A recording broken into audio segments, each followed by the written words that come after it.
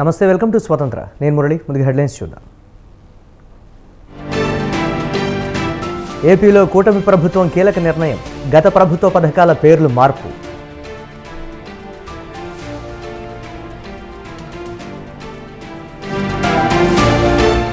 ఈవీఎంలకు బదులు paper ballot వాడాలన్న Jagan. ఓటమి తర్వాత గుర్తొచ్చిందా అన్న టీడీపీ.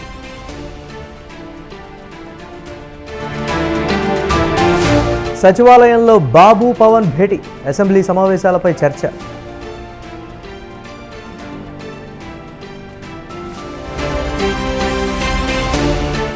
పోలవరం ఆలస్యానికి చంద్రబాబే కారణం. టీడీపీ ఆరోపణలపై అంబటి ఆగ్రహం.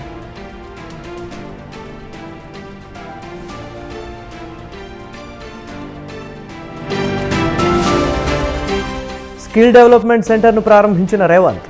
యువతకు ఉపాధి తమ లక్ష్యమన్న సీఎం.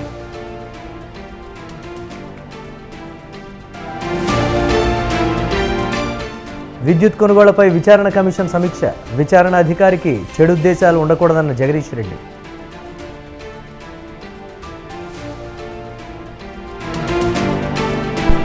పీఎం కిసాన్ సమ్మాన్ యోజన నిధుల విడుదల. దేశ భవిష్యత్తులో వ్యవసాయానిదే కీలక పాత్ర అన్న మోదీ.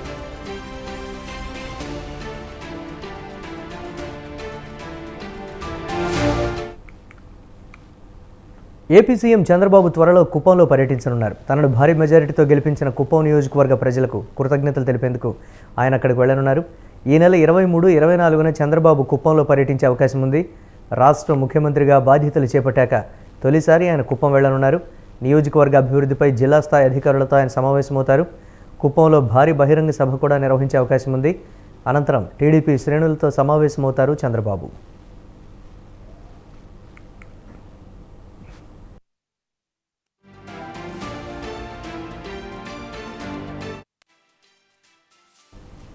అమరావతిలో అడుగుపెట్టిన డిప్యూటీ సీఎం పవన్ కళ్యాణ్కు రాజధాని ప్రాంత రైతుల నుంచి ఘన స్వాగతం లభించింది. తొలిసారి సచివాలయానికి వచ్చిన ఆయనకు ఉద్యోగులు ఘన స్వాగతం పలికారు. సచివాలయంలో ముఖ్యమంత్రి చంద్రబాబుతో పవన్ కళ్యాణ్ మర్యాదపూర్వకంగా భేటీ అయ్యారు. రాష్ట్ర మంత్రులు నాదెళ్ల మనోహర్, కందుల దుర్గేష్ ఈ భేటీలో పాల్గొన్నారు. ప్రభుత్వ ఏర్పాటు తర్వాత తొలి భేటీలో వివిధ అంశాలపై చర్చించినట్లు సమాచారం. రెండో బ్లాక్లోని తన ఛాంబర్ను ఉప ముఖ్యమంత్రికి పరిశీలించారు. బుధవారం ఉదయం విజయవాడలోని క్యాంపు కార్యాలయంలో డిప్యూటీ సీఎంగా పవన్ కళ్యాణ్ బాధ్యతలు స్వీకరించనున్నారు.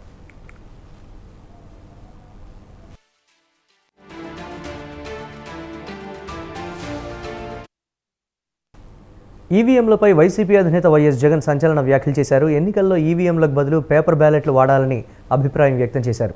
అభివృద్ధి చెందిన దేశాల్లో కూడా పేపర్ బ్యాలెట్లే వాడుతున్నారని అన్నారు. మన దేశంలో కూడా బ్యాలెట్ పేపర్లనే వాడాలని కోరారు. న్యాయం జరగడమే కాదు, న్యాయం జరిగినట్లు కనిపించాలని ట్విట్టర్ వేదికగా జగన్ స్పష్టం చేశారు.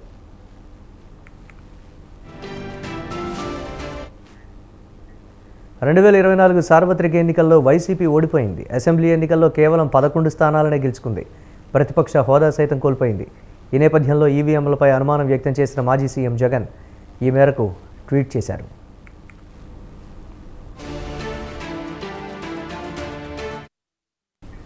మరోవైపు జగన్ చేసిన ఎక్స్ పోస్టుకు కౌంటర్ అటాక్కు దిగారు టీడీపీ నేతలు. జగన్ ట్వీట్ను రీట్వీట్ చేస్తూ కౌంటర్ ఇచ్చిన మాజీ మంత్రి టీడీపీ ఎమ్మెల్యే సోమిరెడ్డి చంద్రమోహన్ రెడ్డి, జగన్ ఇంకా షాక్ నుంచి తేరుకోలేదు. ఏపీ ఎలన్ మస్క్లా జగన్ మాట్లాడుతున్నాడంటూ సెటైర్లు వేశారు. గెలిస్తే తన గొప్ప, ఓడితే ఈవీఎంల తప్ప అని నిలదీశారు. 2019 ఎన్నికల్లో తాను గెలిచినప్పుడు ఈవీఎంల గురించి తానేం మాట్లాడాడో జగన్ ఓసారి గుర్తు చేసుకోవాలని సూచించారు. పరనింద, ఆత్మస్తుతి మాని ఇకనైనా జగన్ ఆత్మవిమర్శ చేసుకోవాలని సలహా ఇచ్చారు మాజీ మంత్రి టీడీపీ ఎమ్మెల్యే సోమిరెడ్డి చంద్రమోహన్ రెడ్డి.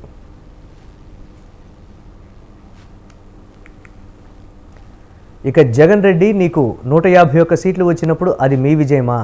అదే మాకు 164 సీట్లు వస్తే ఈవీఎంల గురించి మాట్లాడతావా అంటూ ట్విట్టర్లోనే నిలదీశారు టీడీపీ నేత బుద్ధా వెంకన్న. జగన్ పులివెందులకు రాజీనామా చేస్తే బ్యాలెట్ పేపర్ విధానంలో ఉప ఎన్నిక పెట్టమని అందరం ఈసీని కోరదాం. ఆ ఉప ఎన్నికలో అసలు గెలుస్తావో లేదో, మొన్న వచ్చిన మెజారిటీ అయినా వస్తుందో రాదో చూద్దామంటూ సవాల్ విసిరారు.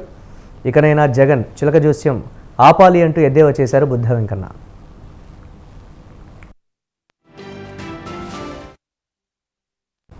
ఏపీ ముఖ్యమంత్రి చంద్రబాబు పోలవరం ప్రాజెక్టు సందర్శనపై వైసీపీ నేత అంబటి రాంబాబు సంచలన వ్యాఖ్యలు చేశారు. పోలవరంపై చంద్రబాబు వ్యాఖ్యలు పచ్చి అబద్ధాలని అన్నారు. పోలవరం విషయంలో దుర్మార్గంగా అవాస్తవాలు ప్రచారం చేస్తున్నారని, జగన్ కారణంగానే పోలవరం ప్రాజెక్టు సంక్షోభంలోకి నెట్టివేయబడిందని తప్పుడు ప్రచారం చేస్తున్నారని అంబటి ఆగ్రహం వ్యక్తం చేశారు. చంద్రబాబు వల్లే పోలవరంకు ఇవాళ ఈ దుస్థితి తలెత్తిందని అంబటి విమర్శించారు. ఇరిగేషన్పై అవగాహన ఉన్న మేధావులంతా చంద్రబాబు చేసిన తప్పును గ్రహించారని అంబటి ఆరోపించారు. నిన్న 4 సంవత్సరాలు పడుతుంది అని అధికారులు చెప్పారు అని మీకు గుర్తుందా లేదా?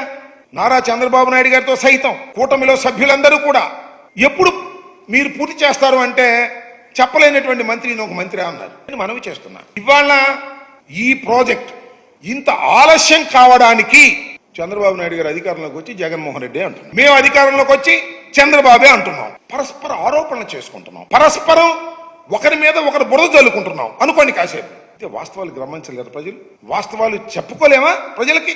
వారికి మీడియా శక్తి ఉంది, వారు ఇష్టం వచ్చినట్టు రాసేస్తున్నారు. కానీ ప్రజలకి విఘ్నత ఉంటుంది, ఇరిగేషన్ మీద అవగాహన ఉన్న వాళ్ళకి ఉంటుంది. ఎక్కడ తప్పు జరిగింది? ఇది ప్రధానమైనటువంటి కీలకమైన కోర్ ఇష్యూ. ఎక్కడ తప్పు జరిగింది? జగన్మోహన్ రెడ్డి గారి టైంలో తప్పు జరిగిందా?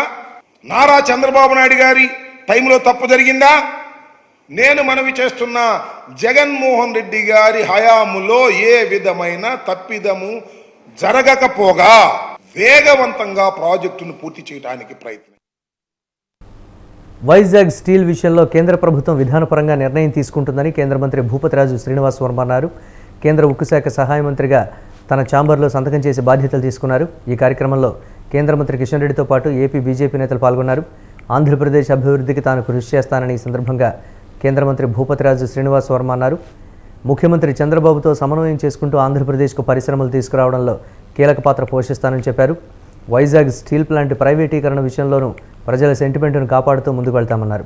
ఎమ్మెల్యేల సహకారంతో నరసాపురం పార్లమెంట్ అభివృద్ధికి కృషి చేస్తానని చెప్పారు. సంబంధించినటువంటి పరిశ్రమల విషయంలో అక్కడ ఉన్నటువంటి ముఖ్యమంత్రి గారు చంద్రబాబు నాయుడు గారితో కూడా సమావేశమై గత 5 సంవత్సరాలుగా ఆంధ్రప్రదేశ్లో ఏ ఒక్క కొత్త పరిశ్రమ రాకపోగా ఆంధ్రప్రదేశ్ నుండి ఉన్న పరిశ్రమలు కూడా బయట రాష్ట్రాలకి తరలి వెళ్ళిపోయినటువంటి సందర్భం మనందరికీ కూడా తెలుసు. అటువంటి సంస్థలను పిలిపించి మాట్లాడడం ద్వారా తిరిగి ఆంధ్రప్రదేశ్లో పరిశ్రమలు నెలకొల్పే విధంగా, అదేవిధంగా ఏదైతే ప్రభుత్వం యొక్క నిబంధనలు ఉన్నాయో వాటిని సులభతరం చేయడం ద్వారా, సరళతరం చేయడం ద్వారా భూమి కేటాయింపులు వెంటనే జరిగే విధంగా, త్వరితగతిన అన్ని అనుమతులు కూడా మంజూరయ్యే విధంగా చర్యలు తీసుకుంటాము. కొత్త పరిశ్రమల స్థాపన ద్వారా పెద్ద ఎత్తున ఉపాధి అవకాశాలని కలగజేసే విధంగా ముందుకు వెళ్తాము రాబోయేటువంటి రోజుల్లో అనేటువంటి విషయాన్ని చెప్తూ ఉన్నాం. ఆంధ్రప్రదేశ్కి సంబంధించి 2 రోజుల్లో అన్ని స్టాక్ పాయింట్లలో తనిఖీలు పూర్తి చేయాలని సివిల్ సప్లైస్ మంత్రి నాదెండ్ల మనోహర్ ఆదేశించారు.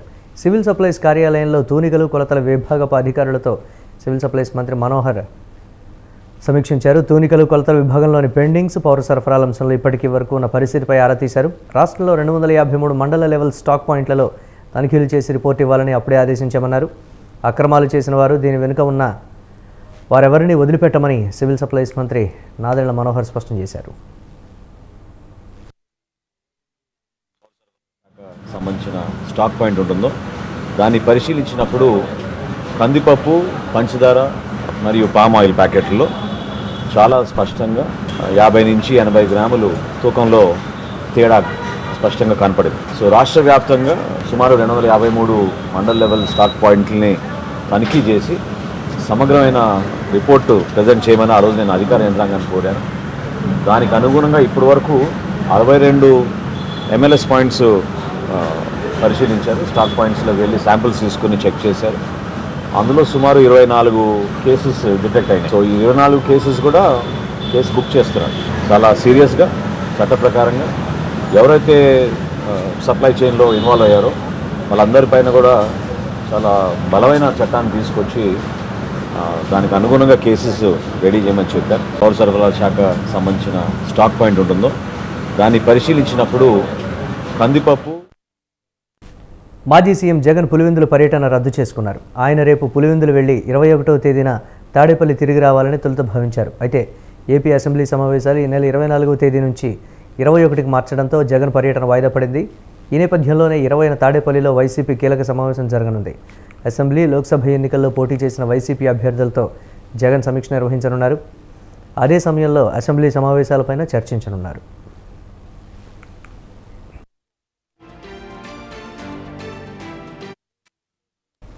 ఆంధ్రప్రదేశ్లో పలు సంక్షేమ పథకాల పేర్లను మారుస్తూ రాష్ట్ర ప్రభుత్వం ఉత్తర్వులు వెలువరించింది. 2019లో వైసీపీ అధికారంలోకి రాగానే టీడీపీ హయాంలో అమలైన పథకాల పేర్లు మార్చి జగనన్న, వైఎస్ఆర్ పేర్లతో అమలు చేసింది. తాజాగా అధికారంలోకి వచ్చిన టీడీపీ ప్రభుత్వం పూర్వపు పేర్లనే మళ్లీ తీసుకొచ్చింది. ఈ మేరకు సాంఘిక సంక్షేమ శాఖ జీవో విడుదల చేసింది. జగనన్న విద్యా దీవెన, వసతి దీవెన ఇకపై పోస్ట్ మెట్రిక్ స్కాలర్షిప్గా, జగనన్న విదేశీ విద్యా దీవెన అంబేద్కర్ ఓవర్సీస్ విద్యానిధిగా, వైఎస్ఆర్ కళ్యాణమస్తు చంద్రన్న పెళ్లి కానుకగా, వైఎస్ఆర్ విద్యోన్నతి ఎన్టీఆర్ విద్యోన్నతిగా, జగనన్న సివిల్ సర్వీసెస్ ప్రోత్సాహకాన్ని ఇన్సెంటివ్స్ ఫర్ సివిల్ సర్వీసెస్ ఎగ్జామినేషన్గా మార్చింది.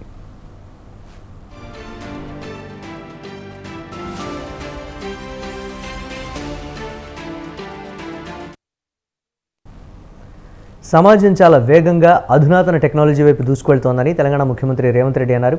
మల్లేపల్లి ఐటీఐలో అడ్వాన్స్డ్ ట్రైనింగ్ సెంటర్లకు ముఖ్యమంత్రి శంకుస్థాపన చేశారు. యువతకు ఉపాధి అవకాశాలు కల్పించడమే తమ లక్ష్యమన్నారు. ప్రపంచ అవసరాలకు సరితూగేలా శిక్షణా కేంద్రాలు ఏర్పాటు చేసినట్లు చెప్పారు. మారిన పరిస్థితులకు అనుగుణంగా యువతను తీర్చిదిద్దేందుకు ఏటీసీలు ఏర్పాటు చేశామన్నారు. ప్రైవేటు రంగంలోని ఇతర ఉద్యోగాలు అందిపుచ్చుకోలేని పరిస్థితి నెలకొందన్నారు. సాంకేతిక నైపుణ్యం ఉంటే ప్రభుత్వ ఉద్యోగాల వైపు మాత్రమే చూడాలని పేర్కొన్నారు. నైపుణ్యం లేకుండా కేవలం సర్టిఫికెట్ ఉంటే ప్రయోజనం లేదన్నారు. కాగా ఐటీఐలను ఆధునీకరించాలని నిర్ణయించిన ప్రభుత్వం ఇందుకు 2324 కోట్ల నిధులను కేటాయించింది. వీటితో ఐటీఐలను అడ్వాన్స్డ్ ట్రైనింగ్ సెంటర్లుగా అప్గ్రేడ్ చేయాలని నిర్ణయించారు. తెలంగాణలోని 65 ఐటీఐలను ఏటీసీలుగా అప్గ్రేడ్ చేయనున్నారు. ఏటీసీలుగా మార్చేందుకు టాటా టెక్నాలజీస్తో ప్రభుత్వం అవగాహన కుదుర్చుకుంది.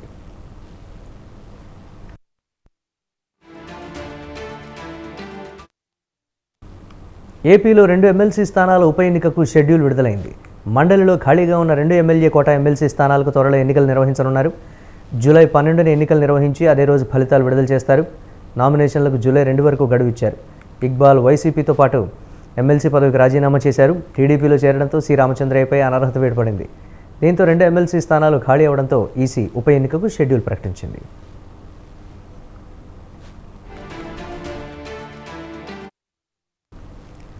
ఏడాదిలో 2 లక్షల ఉద్యోగాలు భర్తీ చేస్తామని కాంగ్రెస్ సీనియర్ నేత జీవన్ రెడ్డి అన్నారు. తాము వచ్చాక జాబ్ క్యాలెండర్ కూడా ఇస్తున్నామని తెలిపారు. గత ప్రభుత్వ విద్యుత్ ఒప్పందాలపై అక్రమాలు వెలుగులోకి వస్తున్నాయని చెప్పారు. చర్చను పక్కదారి పట్టించేందుకు బీఆర్ఎస్ ప్రయత్నిస్తోందని మండిపడ్డారు. నీట్ అవకతవకలపై పోరాటం చేస్తామన్నారు. 3 రూపాయలకు దొరికే విద్యుత్తును వద్దని చెప్పి 6 రూపాయలకు ఎవరైనా కొంటారా అని ప్రశ్నించారు. హరీష్ రావు గారు గ్రూప్ 1 ఎగ్జామ్ సంబంధించి 1:50 బదులు 1:100 చేయాలని చెప్పని డిమాండ్ చేయడం చూస్తుంటే అసలు ఆయనకు ఈ రిక్రూట్మెంట్ చేయాలని ఉందా లేకుంటే చేయకూడదని ఉందా?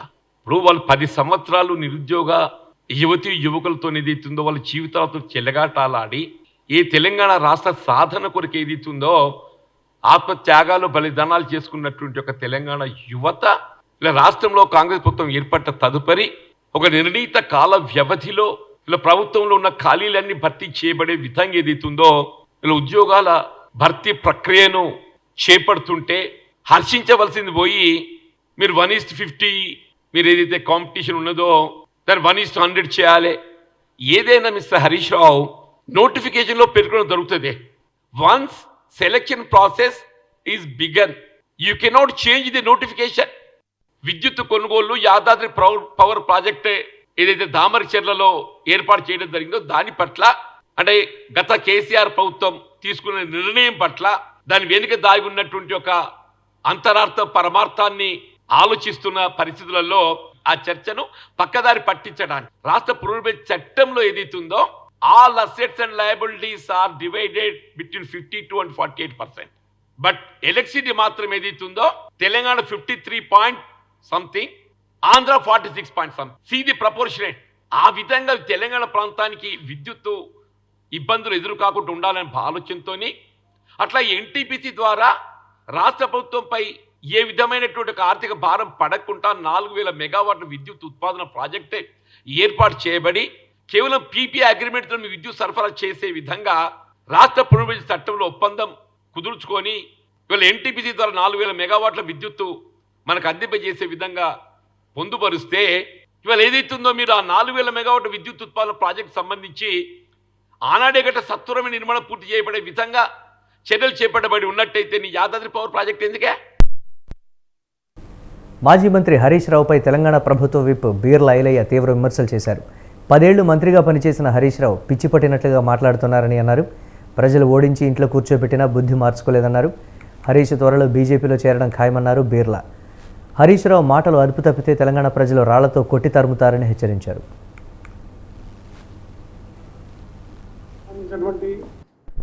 10 ఏళ్ళు మంత్రిగా ఈ రాష్ట్రాన్ని వెళ్ళినటువంటి 6 అడుగుల హరీష్ రావు మరి ఇలా పిచ్చెక్కి మాట్లాడుతుండా, మతి భ్రమించి మాట్లాడుతుండా, ఇంకా అధికారం నేనే ఉన్నట్టుగా ఆయన మాటలు చూస్తుంటే నిజంగా తెలంగాణ ప్రజలు ముక్కు మీద వేలేసుకుంటున్నారు. స్థాయికి దగ్గరని మాట్లాడాలి. ఒక 10 సంవత్సరాలుగా అధికారంలో ఉండి గతంలో ఎన్నోసార్లు ప్రజల వద్ద తెలంగాణ ప్రజలు తీర్పిచ్చి మిమ్మల్ని ఇంట్లో కూర్చోబెట్టినా మీ బుద్ధి మానుకోలే. నువ్వు రోజు మీడియా ముందు మాట్లాడకపోతే మీ మామకేమైనా అనుమానం వస్తుందానా? మరి మీ మామ మెప్పు కోసం ఇలా కాంగ్రెస్ పార్టీ మీద ఈ రకంగా ఎదురుదాడి చేస్తున్నావు. బీఆర్ఎస్ పార్టీ ఉనికి కోల్పోతుందని చెప్పి ముఖ్యంగా నీ వ్యక్తిగతంగా మీ మామ దగ్గర లోకం అయితాన ఉద్దేశంతో ఈ చిల్లర మల్లర రాజకీయాలు చేస్తుండు హరీష్ రావు గారు. జరిగినటువంటి ఎలక్షన్లలో, అసెంబ్లీ ఎలక్షన్లో తెలంగాణ ప్రజలు మీకు బుద్ధి చెప్పి ప్రతిపక్ష హోదా ఇస్తే కూడా ప్రతిపక్షంలో ఉండి ప్రభుత్వానికి సూచనలు సలహాలు ఇచ్చి మీరు ప్రభుత్వానికి సహకరించేది పోయి 10 ఏళ్లు దోచుకున్న సొమ్మును గౌరవ ముఖ్యమంత్రి రేవంత్ రెడ్డి గారు అసెంబ్లీలో మీ అందరి ముందే ఒక్కొక్క శాఖ మీద శ్వేతపత్రం ఇచ్చి మీకు చూపించడానికి మీకు సిగ్గొస్తలేదు. మీరు చేస్తున్నటువంటి చౌకబారు మాటలను తెలంగాణ ప్రజలు గమనిస్తున్నారు. మళ్ళీ రెండోసారి మొన్న పార్లమెంట్ ఎలక్షన్ లో 17 స్థానాలు, కనీసం మీకు 10 స్థానాలు కాదు 5 స్థానాలు కూడా డిపాజిట్ దక్కకపోతే అసలు మీ మామ, అల్లుడు, మీ బామ్మాది మీరు తలకాయ ఎడబెట్టుకుంటున్నారు. మొన్న జరిగినటువంటి ఎలక్షన్ లో ఎట్లాగో మేము మా పార్టీ చనిపోతుంది, మేము బతుకుండగానే మా అవయవాలు దానం చేయాలని చెప్పి బీజేపీ పార్టీకి మీరు బతుకుండి ఆ పార్టీని బతికియడానికి మీరు అవయవ దానం చేస్తే బీజేపీ పార్టీకి ఆ సీట్లు వచ్చినాయి. మరి తెలంగాణ ప్రజలు గమనిస్తున్నారు.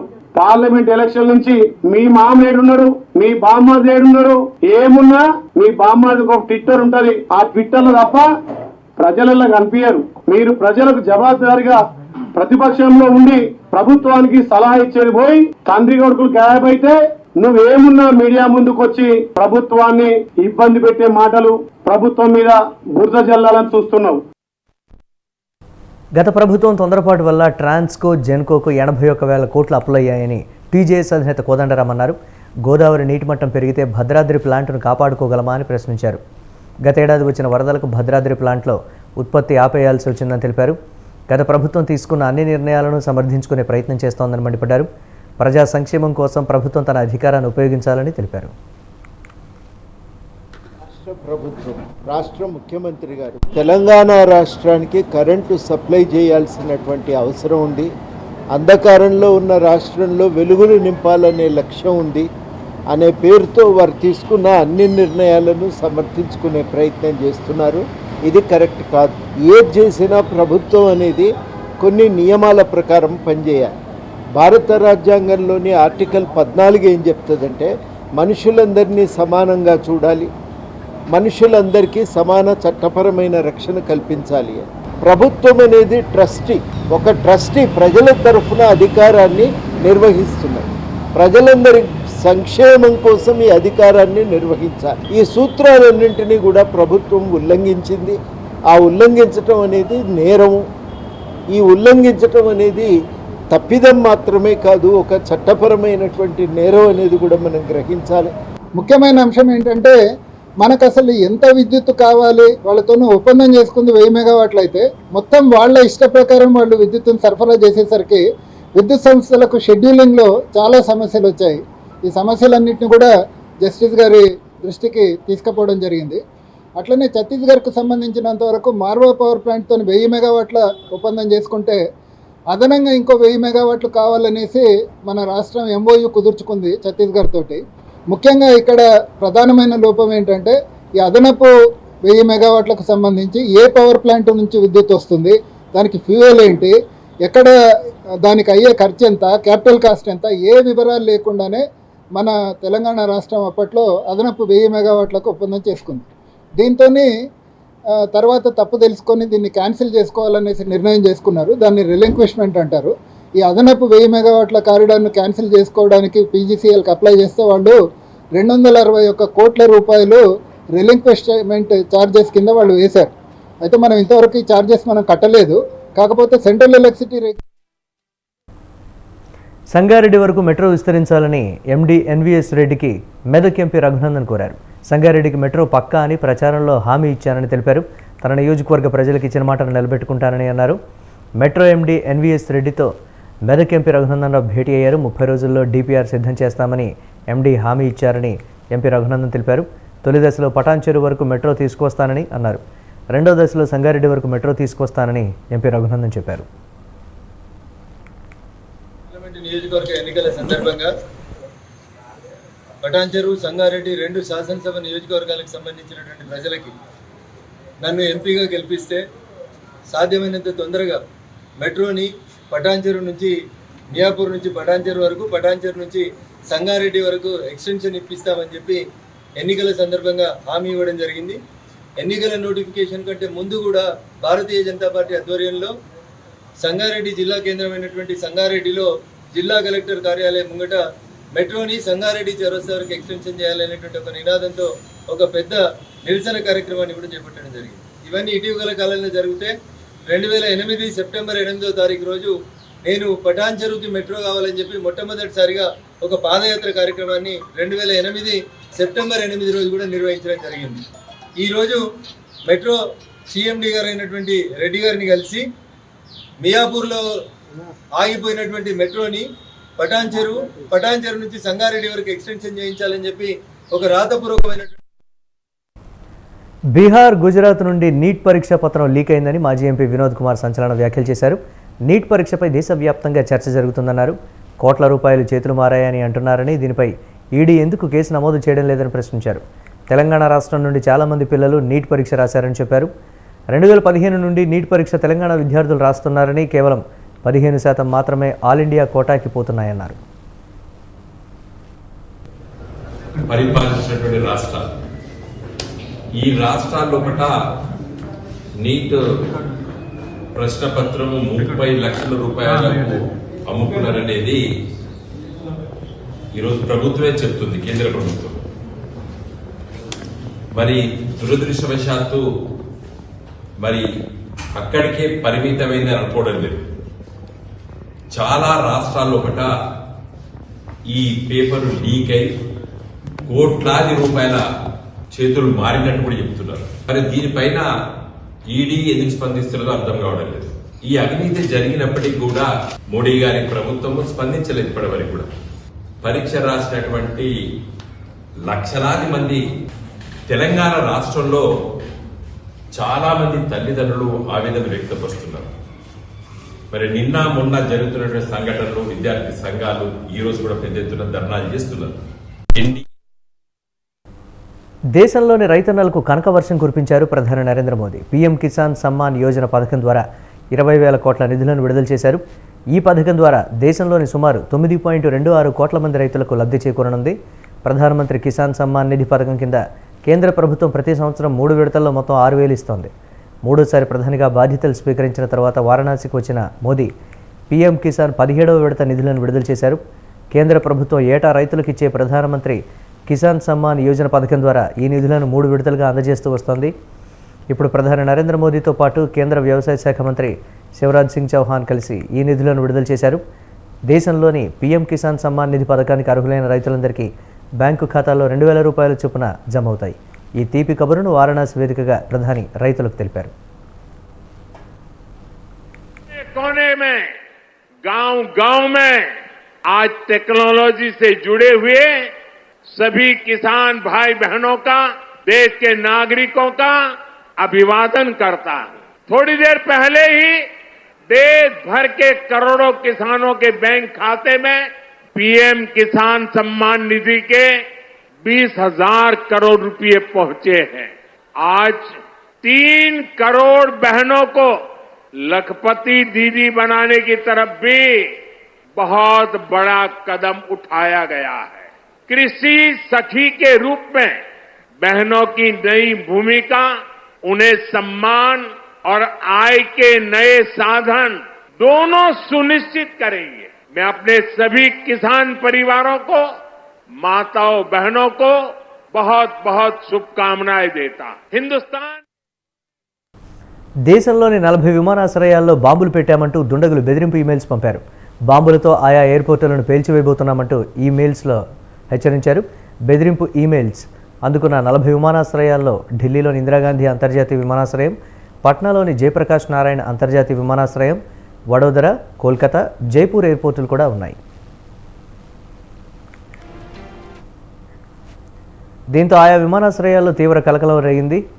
దాంతో దేశంలోని అన్ని ఎయిర్పోర్టుల అధికారులు అప్రమత్తమయ్యారు. ఎయిర్పోర్టుల పరిసరాల్లో భద్రతను కట్టుదిట్టం చేశారు. పోలీసులు, బాంబ్ స్క్వాడ్ ఎయిర్పోర్టులో తనిఖీలు చేపట్టారు. ఆయా ఎయిర్పోర్టుల పరిసరాల్లో అణువణువు క్షుణ్ణంగా తనిఖీ చేస్తున్నారు. అదేవిధంగా ఈ ఈమెయిల్స్ ఎక్కడి నుంచి వచ్చాయి, ఒకే దగ్గర నుంచి వచ్చాయా, వేరువేరు ప్రాంతాల నుంచి వచ్చాయా అనే కోణంలో పోలీసులు దర్యాప్తు చేపట్టారు.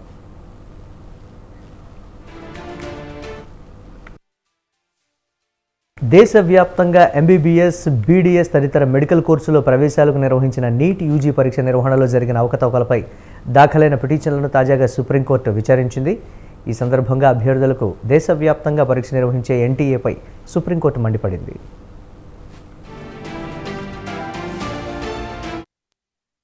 ఈ ప్రక్రియలో ఎక్కడైనా 0.001% నిర్లక్ష్యం ఉన్నా దానిని పూర్తిగా పరిష్కరించాలని సుప్రీంకోర్టు పేర్కొంది. దేశంలోనే అత్యంత కఠినమైన ప్రవేశ పరీక్షలకు సిద్ధమయ్యేందుకు విద్యార్థులు పడే కష్టాన్ని ఏజెన్సీ మర్చిపోకూడదని సుప్రీంకోర్టు పేర్కొంది. ఈ కేసులో తదుపరి విచారణను జూలై 8వ తేదీకి వాయిదా వేసింది.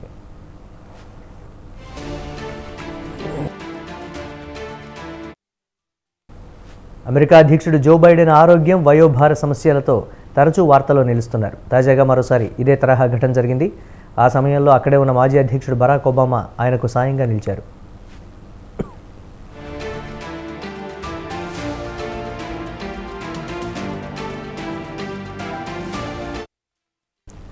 లాస్ ఏంజల్స్లో డెమోక్రటిక్ పార్టీ విరాళాల సేకరణ కార్యక్రమం నిర్వహించింది. దీంట్లో బైడెన్, ఒబామా కలిసి పాల్గొన్నారు.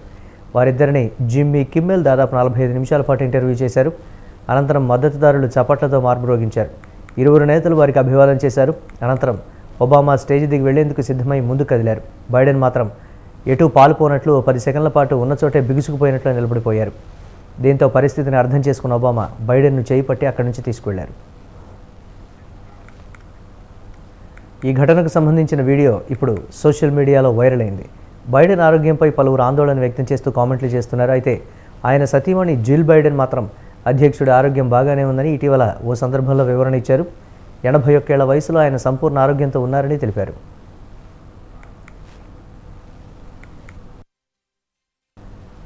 బంగారం ధరలు తీవ్ర హెచ్చుతగ్గులకు లోనవుతున్నాయి. ఒకరోజు పెరగడం, మరో రోజు తగ్గడం ఇదే జరుగుతోంది. నిన్నటి వరకు భారీగా పెరిగిన బంగారం ధర ఇవాళ మళ్లీ దిగొచ్చింది. హైదరాబాద్ మార్కెట్లో 22 క్యారెట్ల గోల్డ్ రేటు ₹200 తగ్గి తులం 66,300కు చేరింది. ఇక 24 క్యారెట్ల స్వచ్ఛమైన పసిడి ధర 10 గ్రాములకు 72,330గా ఉంది. బంగారం ధరలు దిగొచ్చినప్పటికీ వెండి రేట్లు మాత్రం స్థిరంగానే ఉన్నాయి. హైదరాబాద్లో కిలో వెండి ధర ₹95,600గా ఉంది.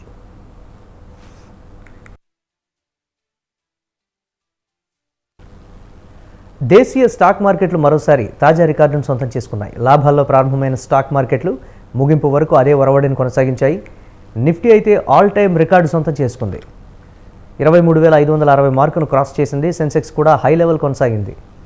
సెన్సెక్స్ 308 పాయింట్లు లాభపడి 77,301 దగ్గర ముగియగా నిఫ్టీ 92 పాయింట్లు లాభపడి 23,557 దగ్గర ముగిసింది.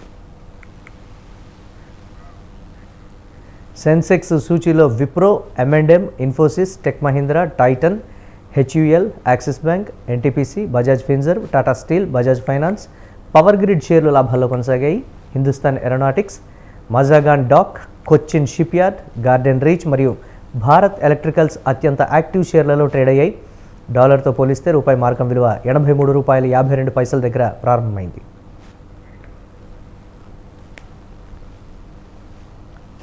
ఇవి ఇప్పుడు వరకు అప్డేట్స్. కీప్ వాచింగ్ స్వతంత్ర.